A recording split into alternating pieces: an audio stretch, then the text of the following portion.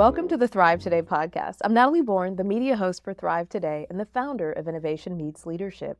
We are a platform for women who lead and believe, and we are back with our founder today, Colleen Rouse. Excited to maybe switch seats today?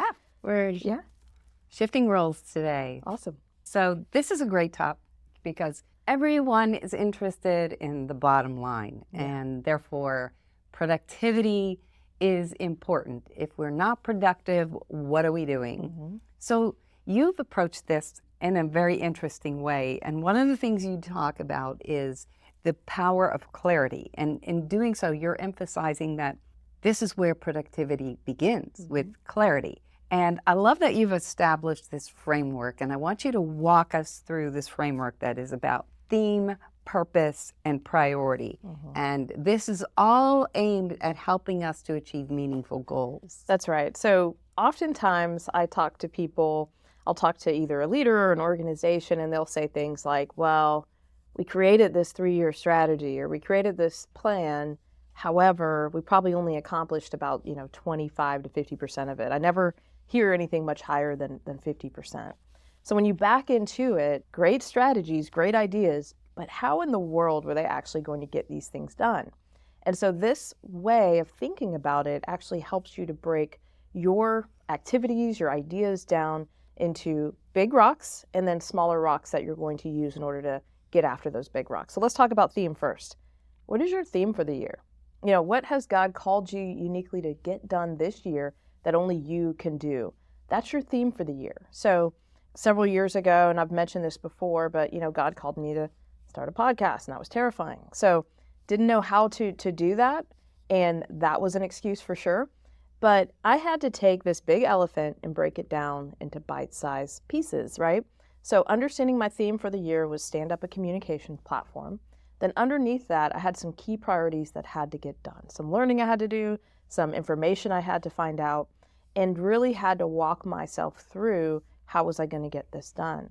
So theme, priority, and then the last one there, which is what are you actually going to get accomplished? Those things go onto your calendar. And so if you lay all those out, you can now start to back into what should I be doing every week to ensure that I'm getting after my theme for the year. So it's as simple as and as hard as breaking it all down. But this type of clarity makes it doable. It's like it highlights for you the next steps, the reality. It's highly practical. So that's fantastic. However, we know that there's always roadblocks to success. And one of the biggest roadblocks when we think about to being productive, it can be our attitude, it can be lack of resources or lack of knowledge, lack of education. So one of the things I notice is sometimes, even in myself, I'm unaware of these roadblocks that I'm putting in front of myself. So how do leaders become aware of these and then give us some practical steps to overcome? Yeah. So one of the biggest roadblocks I see is our mentality. It's our attitude, the way we think about the work that we have to get done. And especially when we're embarking on an area we've never done before, it can feel really terrifying. We can stare at the same goal, right, year over year over year, thinking, why haven't I done this yet? I talk to people all the time that just never wrote the book. Now they have 5 different books in their head, but they haven't written the first one. They haven't launched the platform that they felt like they were called to launch. They haven't done the steps and done the things that they were called to do because they just didn't know how to get started. And I find that with AI, guess what, guys? We really don't have an excuse. I think part of what AI can do, let's talk about simply Copilot or ChatGPT, simply walking up to it and saying, all right, create me a 52-week plan for how I'm going to get after this big goal I have. Tell me what I need to do week over week. Now, the next step is you put those items on your calendar and you start to build towards your plan. If you love a good checklist, this is a checklist dream, right? If you were to come to my house right now, you would see that for the month of February and March, I have built out a full calendar on the wall and steps of what needs to happen every day to get after some of the things that I feel called to do. Success and significance, they don't happen on accident. They happen by waking up every day, knowing the purpose that God has placed on your life, knowing the theme of that year, and then breaking that down into smaller pieces. And so as you do that, you will find that I don't know how to do it comes up. I don't know what to do. I don't know what to do next. we don't have an excuse these days. We have YouTube University. Yeah. We have all these different places we can go to in order to start to really learn what we don't know and fill in the gaps. And isn't it interesting, with everything available to us, we still have these limiting beliefs Yes. about our capabilities and our capacity. And we definitely have to also do this heart work that I have greater capacity. Capacity doesn't just have to do with what you produce. Yeah. It has to do with what you receive. And sometimes we can get to this point where we say, I can't take it anymore. I can't. And we have to we can have this calendar laid out in front of us, but unless and until we deal with that limiting belief in our own heart and say, wait a minute, I can do this. I can do all things through Christ who strengthens me. That is going to help us to be able to walk out the practical steps necessary to achieve our results. Yeah, and I will say this, like so many times in our own life, we have to ask ourselves, what's the lie I'm believing about why I can't get after this work? What's the lie I'm believing about why I keep postponing this? Why do I keep pushing this off? And a lot of times it comes down to either fear that I'm going to fail, so I really don't want to try, or I don't know how, and so that's an excuse that stands in my way, or I'm just afraid that I might actually succeed at it, and oh my goodness, what would that look like if I was actually successful in this area? And so oftentimes we become our own stumbling block. And so really, as we sit down with this work and you begin to plan, you need to ask yourself that question. I've been trying to do this for a couple years now. What's actually holding me back? What's preventing me from having the success in this area that I want? And sometimes that's a really big question that might lead you down some places you wouldn't expect. I know that for me in my life, that's the journey that I've been on probably forever, and that God continues to take me on. Oftentimes, it's not that I can't do it. It's that my brain is telling me I can't do it because I have a limiting belief system that's stopping me from moving forward. And until we deal with those, we remain stuck. That's right. So I think that's our life's work. It is. And helping others to then address their limiting beliefs. The sooner we reach success in dealing with this, the sooner we can help others around us. And that lends to productivity. Yes. Okay, there's one important thing that in the area of accountability, my husband always says, people do better, always do better when people watch. So there is something about accountability and mentorship. And even in this day and age, as long as this has existed, there's still some confusion around this. So let's talk about this in relationship to Proverbs 11:14 that says, where there is no counsel, the people fall. Yeah. And so obviously the opposite of that is going to lead to success. So I want you to share how the accountability partners that you've had around you, how they shaped your journey in this whole process and helping you to overcome some of the things that we just talked about. Yeah, it's really worked for me in two ways. The first way is, I do have people in my life that pray for me all the time. So sometimes God will be speaking something specific to me that I haven't shared anything with anyone else about, and they will come to me and say, you're supposed to be doing this, why aren't you doing it? And I hate when that happens because it tells me that, okay, God, like he's trying to get me to move in an area where maybe I've been stuck or stagnant. The second area where it happens is I will go to them and say, here's what I feel I'm called to do this year, and I'm going to check back in with you every couple months, and here's what my progress should look like throughout the year. And they will ask me, how's that going? Where are you struggling? And I love this part of what they ask me, which is, how can I help? What do you need? And I think that, an accountability structure like that, they don't have to be further along than you. They can be in the same kind of, life stage as you, but it's just somebody that's going to ask you the hard questions that sometimes we're unwilling to ask ourselves. And you just need that person to kind of push you forward with the right questions or the right advice. And so I love that, I try to surround myself with people that know God's word, are walking with him, because I know that they're going to give me godly counsel. But at the end of the day, it's on me to then go take what they've said back to God and say, is this right? Is this true? And how do I move forward with what I'm hearing? Yeah, and I think accountability is only as effective as you use it. Yes. We should not expect people to chase us down, and although it should be a give and take relationship. But I can hear the question looming in some of our listeners' minds right now, which is, okay, how do you find these people? How do you identify them? And how do you engage with a mentor? What does that relationship look like? Yeah. So, I used to think that like eventually I would just pray hard enough and long enough and like someone would come down out of the You mean like a mountains. fairy godmother? There you Yeah, go. they don't exist. Yeah. And they don't exist. And that's the challenge. I think that you have to seek out people that you want to surround yourself with. And it doesn't always have to be this formal thing of, will you mentor me? Like, it doesn't have to be that awkward. But I think when you are surrounding yourself with the right people and you're adding value one to another, that to me is the best form of mentorship. Because every time I talk to that person, not only are they getting hopefully some value from me, but I'm getting value from them. And that's the way I love to do it, is that mutual mentorship where we're really both speaking into each other's lives. And so I would say that's easier to find than, for example, a John Maxwell, who I know is a mentor to you and your husband. Well, there are probably not a ton of John Maxwells around. Like, they're very few and far between. But finding someone that is on a journey with God and maybe in the same vein as you are, that's easier to find.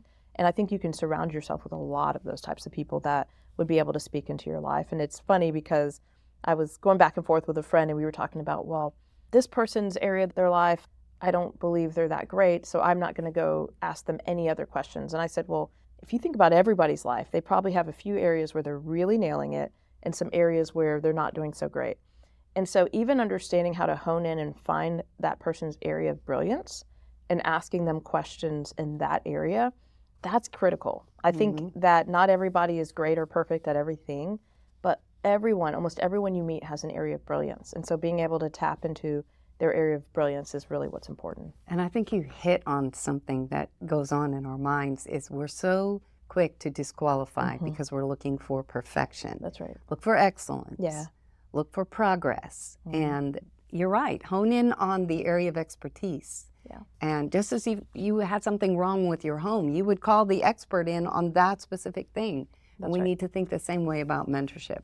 And absolutely, we have to become readers. I mean, I am usually reading 5 books at one time. That's kind of the way I do life. And I have that same issue. My Audible is like, why are you reading 5 books all at once? Any of these going to get finished? I don't know. Yes, we'll find out. This is where my curiosity is today. All right, let's switch gears and talk about something that most people are terrified of, and that is failure. Yeah. So you have a different approach because you're saying, okay, instead of fearing failure, you need to reframe it and use it as a learning opportunity. So give me an example even of your own life, how you worked out, because you came to this conclusion by going through this process yourself. So how did that work in your life? Through the fire, right? I think, part of what was a challenge for me, but also very helpful kind of growing up, is that early on, I found myself into a career of working on product development.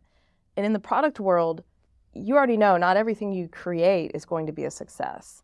And as a matter of fact, you're held to the fire on those successes or failures. But I worked at an organization for about 11 years that really encouraged us to try things and to fail fast, to fail cheap. Don't fail over 3 years when you know it's not going to work after 3 months. And so what it did was it created this, I would say, fearlessness in me to try something and to not be afraid of the end result.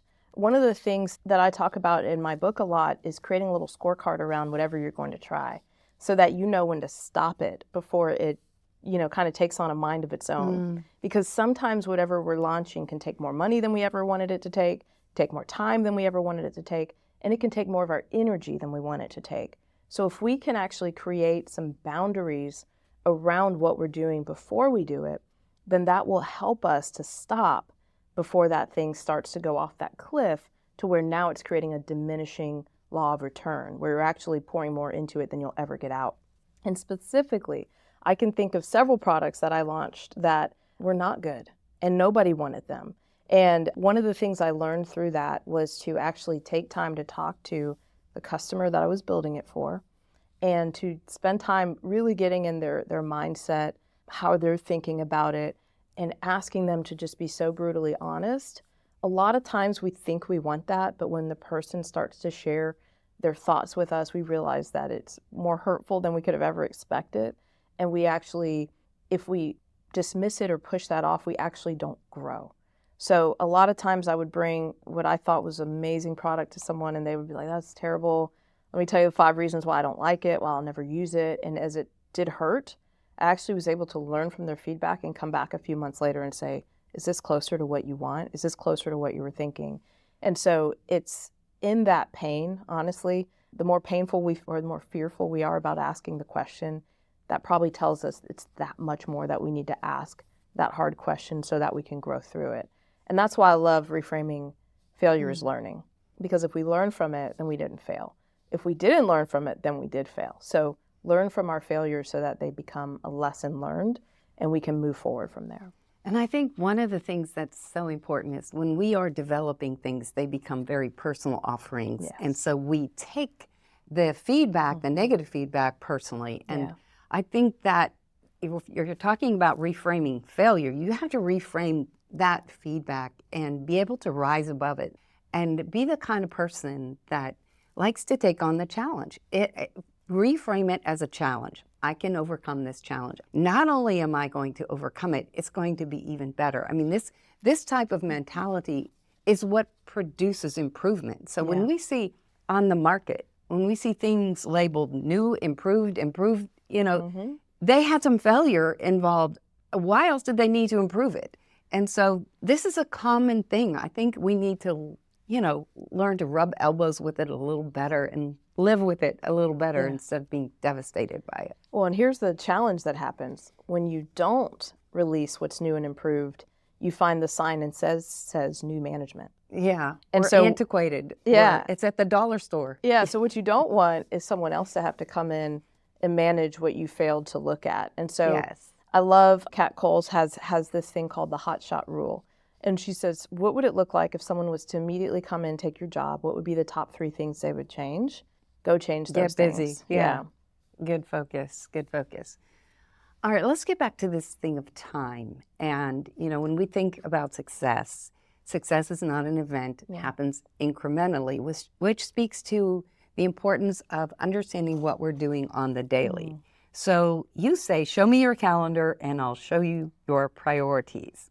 So let's talk strategy here that leaders can use to ensure that their daily efforts align with their higher calling, with their bigger goals. And because there's always this temptation to just be busy. And you can get swallowed, busy's like quicksand. You can get swallowed up in it, but we want actual productivity.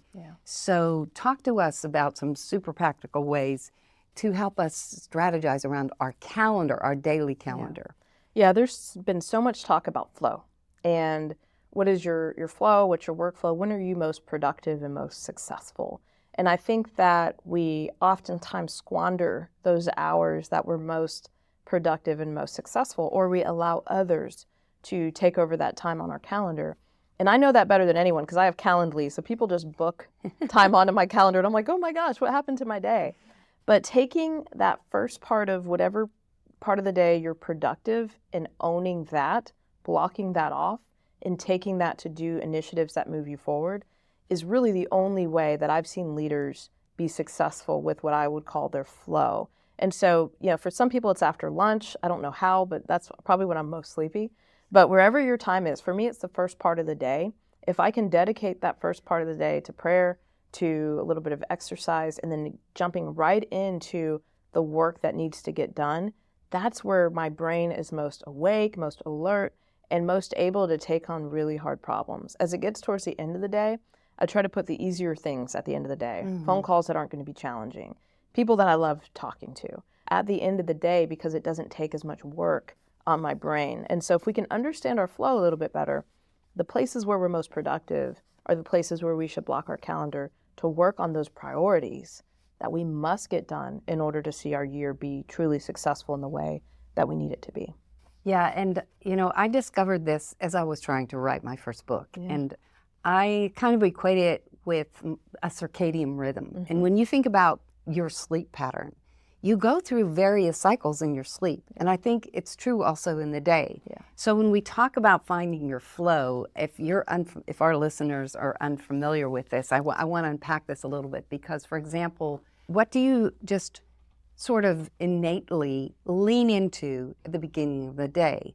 Is it deep thinking? And what's interesting for me is, yes, obviously my first part of my day is dedicated to him, and that helps set me really well because it's kind of like David talked about marshaling my thoughts to God. And when I learn how to first dedicate the first hours of my day, the first moments of my day, the first words to him, I'm setting a discipline in action. And from there, that's when I go into deep thinking.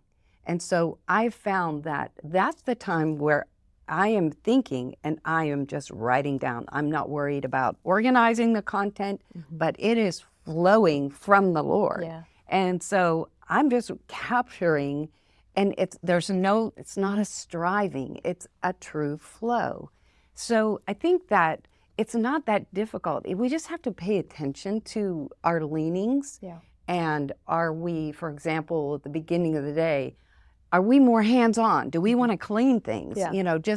And you just have to organize your day, get up early enough so that you can get these things in place where you function at your highest and best. Yes.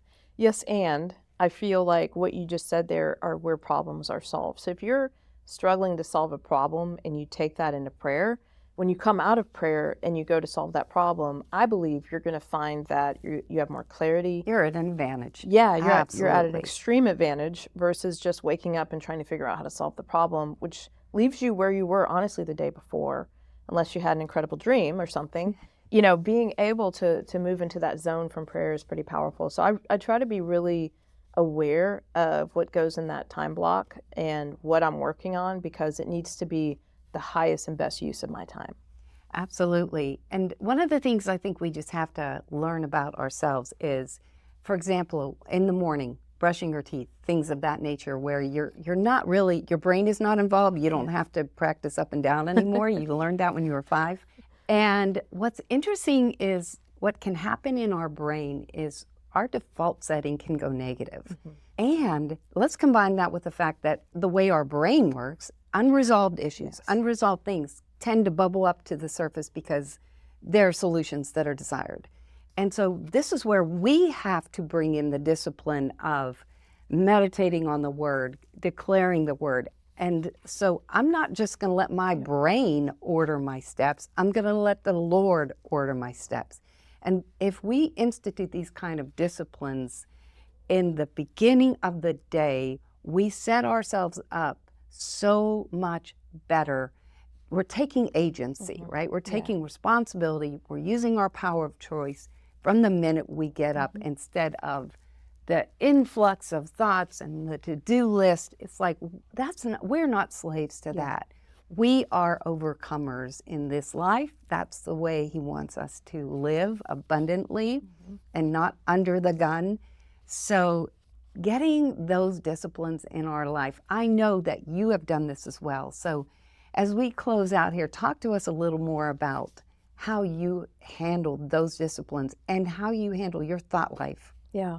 Man, the thought life is, when you talk about, our tongue being a rudder, our brain can be a rudder as well in terms of where we focus and our intention and expectation. And so I can remember years ago when I had a really, really tough situation at work. Not only did the boss of that team have a coach, but our team had a coach. So it was like 2 coaches involved. It was rough. And I remember, I used to say this phrase, I'd wake up and be like, I hate this job.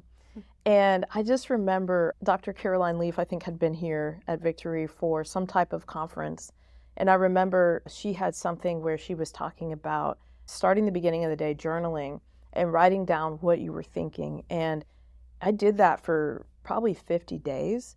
And the night and day between day 1, where it was so negative, and even week 1, where it was so negative, and week 2, I turned to week 3 and I had started praying for the people at work. I had started having compassion for them.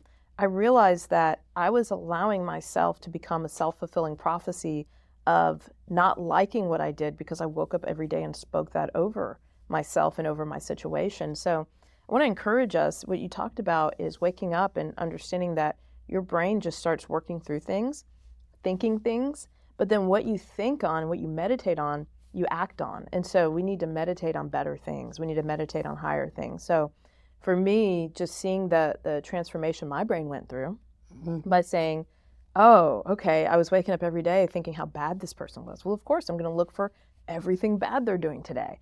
Oh, but when I start looking for the good in them, when I start looking for the God in them, it's surprising. You actually start finding it. Yes. Sometimes it may feel hard to find, but you find it.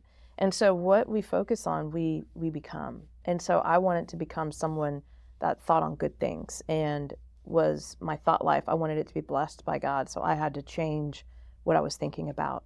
And I would say, going back to what we're talking about here with productivity, how you think will determine your actions, your outcomes, and your results. And so if I can say nothing else, our limiting belief systems stop us from living the life God's called us to live. And there is an abundant life that we've been invited into. There are necessary steps to achieve it.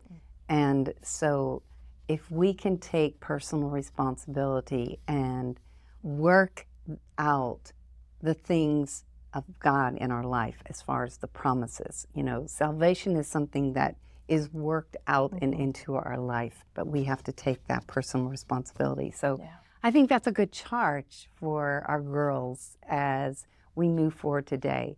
What are you going to change tomorrow morning in the way that you begin your day? What are you going to change? One thing that is going to put you going in the right direction? Or what are you going to pursue a little more that you're already doing that's positive, but give a little more heart energy to it? Why don't you think about that and have a better day tomorrow? God bless you.